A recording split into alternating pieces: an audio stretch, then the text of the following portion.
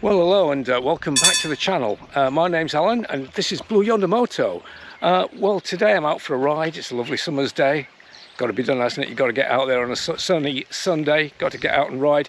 And I'm out on the V100 and I think it's about time I gave you an update on the V100 because it's coming up to its first birthday. I've had the bike a year, so let's have a talk about it, shall we? Well, the bike is coming up to a year old. The fit and finish is still standing up pretty well.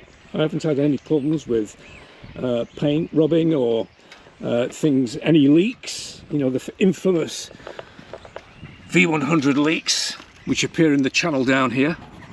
I've been fortunate, I've not had any of those. No problems with the quality of finish on the cam covers either, which has been a reported issue with other riders, with other owners.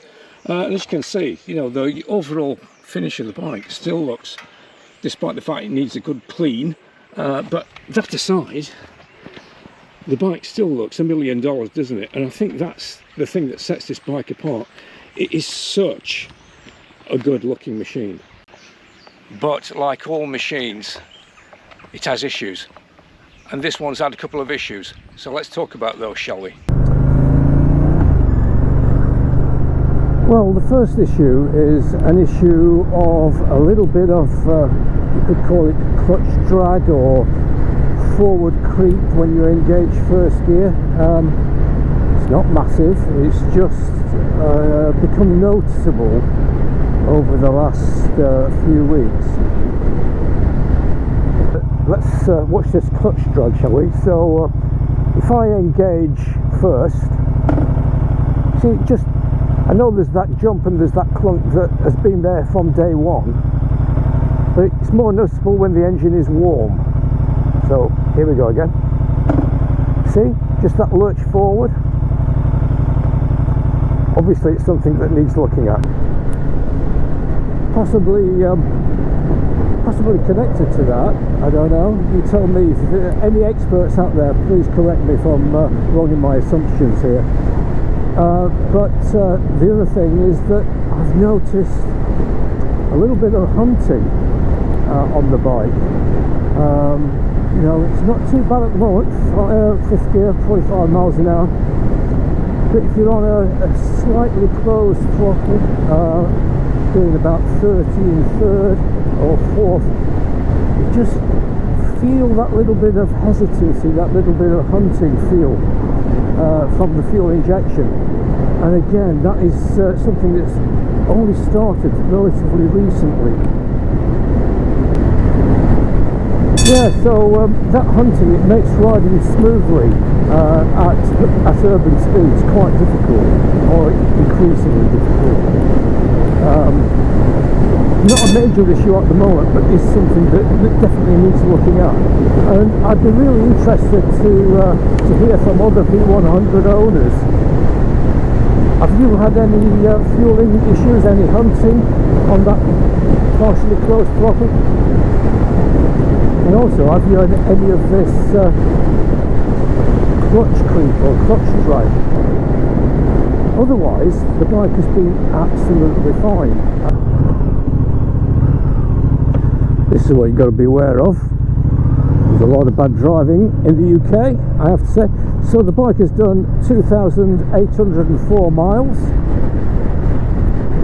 So she's properly bedded in, and she's coming up to the first service, first birthday service, which is due imminently.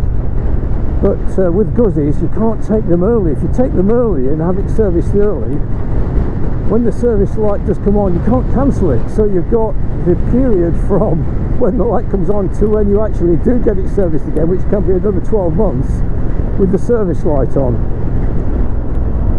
Another gutsy peculiarity. So you really do need to wait until that light comes on before you take it to service. But she feels to me as though, definitely feels as though it needs a service right now. So if you've seen my first initial review, my 1,000-mile review of the bike, I said on that review that the bike is definitely more sport than tourer, and so it is. And although I've not got long legs, far from it, fairly short legs, about 30-inch inseam, that sort of size. So although I've got relatively short legs, even I find the riding position a little bit cramped. Just to put it into context, I took out a Triumph Daytona, the new 660 Daytona, a couple of weeks ago, when the Trident was having a quick shifter fitted.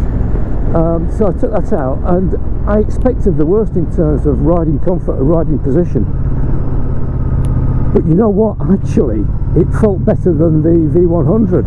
It really did. Obviously, you're not sat as upright, but the saddle was really good, very comfortable. And there wasn't too much weight on your wrists either. It was relatively relaxed. But most surprisingly of all was that the sort of seat to peg position didn't feel any worse than it does on the V100. So overall, I'd say it's equally as comfortable over a distance as the V100. I don't think I'd want to take the V100 on a long tour, quite frankly.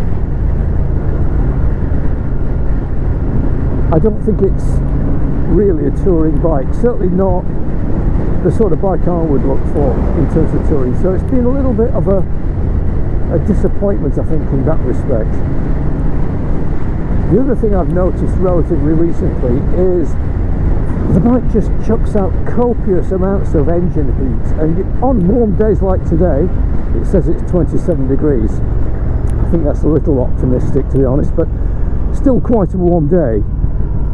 You immediately start to feel that engine heat, and when you're wearing riding jeans, which I am today, your right leg really does feel the heat. I mean, it's got a heat shield. There is a heat shield on the exhaust.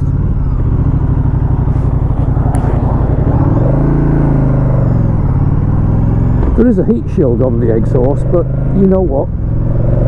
You wouldn't really notice. So that engine heat, as I say, it is quite intrusive and quite noticeable. And as I say, your right leg, your right calf, just cook a little.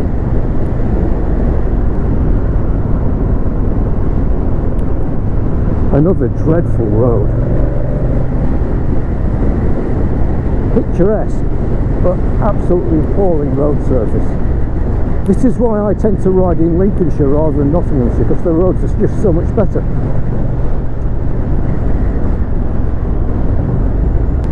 Gentlemen,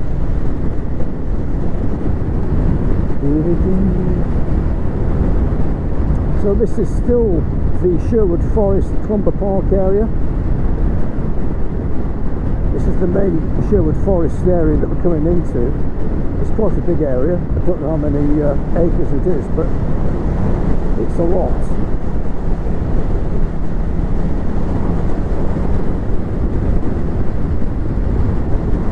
In terms of the handling, this is just a standard Mandello, so it doesn't have the electronic blingy suspension. It hasn't got the electronic O-rings on it. I don't think it's any the worse for it, and I've now tuned it. I think I probably tend to ride my bikes fairly soft in terms of suspension, probably softer than a lot of other people. And the ride quality, consequently, is now improved, and it's now very, very good. It's for a sporty bike, and it is extremely sporty. The ride quality is excellent. She's relatively practical. In terms of pure economy, I'm getting... Let's have a look, actually. Let's have a look. What is my fuel economy? Currently 99, average fuel economy 52.3. Which for a big bike like this, I think is excellent, really good fuel economy. And it gives the bike a practical range of around 160, 170 miles. I have to say that the range to empty, interesting crisscross there, I have to say that the range to empty can be a little bit vague. 1 minute it's saying you've got 60, 65, 70 miles to go.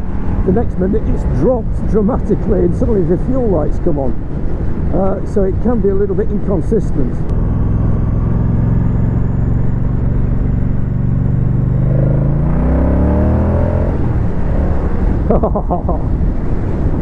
And the other thing about this bike is you never tire of that engine note. It just sounds superb. So that's the other thing that adds to its character. This engine, it is an absolute peach of an engine. It's got all the right power, enough torque, and it's got that baritone gargle. Oh, can't get enough of that. So do I think the V100 is good value for money? This bike is, these bikes are currently nominal retail price of 13,500. This is the Mandello, 13,500. But they are being discounted out a little bit by Guzzi at the moment. Most of the dealers are offering £1,000 off retail price, so that 13.5 drops to 12,500, which I think is probably more realistic for the bike. I mean, it's very high quality, it feels premium when you're on the bike, but I'm not sure it's £13,500 premium in hindsight, and I did pay the full amount, unfortunately. So it's at 12.5, it's very good value for money. I think it's got the right sort of tech. It's not got loads of tech. It's got your cruise control, for example, and it's got your riding modes, and it's got a really good information menu in there, and the TFT display is excellent as well. So overall I think it's pretty good. So would I buy one of these again? Would I buy this bike again? Yes, I probably would, but there are caveats.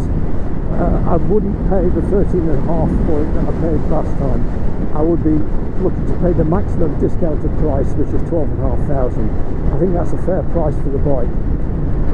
I also recognise that it's got issues and problems, and it being a gut seat, it can be a little bit temperamental. So, you know, with those things in mind, I think it's a bike that you approach with your eyes open, shall we say, to the fact that it's not going to be perfect, and it's going to be probably quite costly to own. Well, thanks very much for watching. If you've liked it, please give it a like, and please subscribe. And until the next time, remember, keep it shiny side up, and I'll catch you again soon. Bye for now.